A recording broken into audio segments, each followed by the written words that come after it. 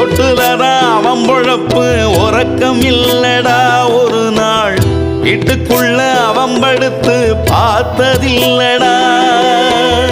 ஓட்டுநரின் வாழ்க்கை சரி திருப்பையில திரும்புது. காக்கி சட்ட வேர்வை டிரைவர் சீட்டை பார்த்து புலம்புது. ஓட்டுநரின் சோகம் பிரேக்க மிதிக்கையில கதறுது.